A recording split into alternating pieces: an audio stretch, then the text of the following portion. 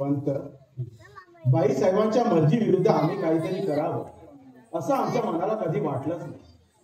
केवळ आम्ही आमच्या मनाच्या समाधानासाठी हा नुसता छंद जडवून घेतो.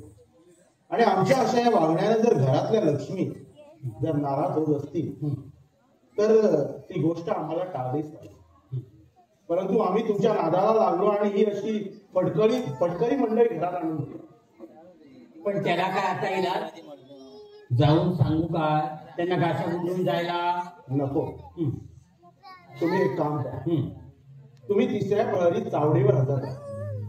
वसुलीची बरीचशी कामं अजून बाकी आहेत असं आमच्या ध्यानी आलं. खरं आहे तर आजकाल लोकांना कर वसुलीची जाणीवच राहिली नाही. 4 वर्षाची वसुली बाकी आहे. दुपारच्या भोजनानंतर आम्ही थोडी विश्रांती करू आणि नंतर आम्ही चावडीवर जातीनं हजर. बर येतो. गणपा जी गणित आहे. कोण कोण घरी येऊन गेलं सकाळपासून? बरीच मंडळी आली आहे, गेली नाही फारशी. म्हणजे फटकरी मंडळी बद्दल बोलतोस? होय होय होय. कशी काय व्यवस्था केलीस त्यांची? एकदम बॅग एकदम बॅग. अरे अजून तू इथेच? गेलो हो पाटाला पाणी सोडाया. गेलो.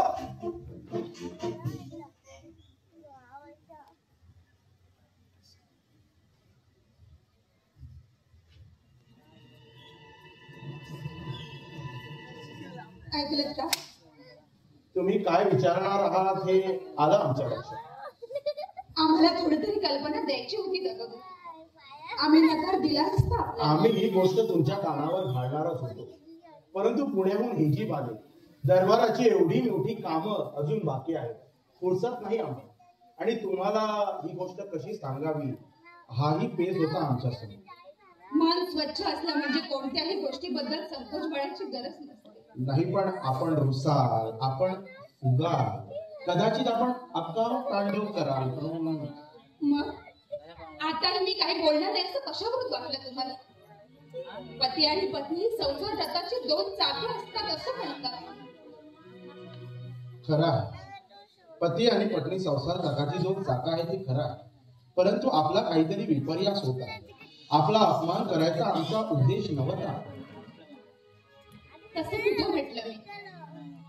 माझं फक्त एवढंच म्हणणं आहे की आपण माझ्याबद्दल अविश्वास दाखवला. अग्नी ब्राह्मणाच्या साक्षीने आणाभाका घेऊन सुखदुःखाची सोबती म्हणून आपण माझा हात आपल्या हाती घेतला. मी आपल्या बरोबर जीवनाची सप्तपदी चालली. या घराची स्वामिनी म्हणून या वाड्यात प्रवेश केला. पण आता मला कळून चुकलंय. माझा तो अधिकार नाही, माझं ते स्थान नाही.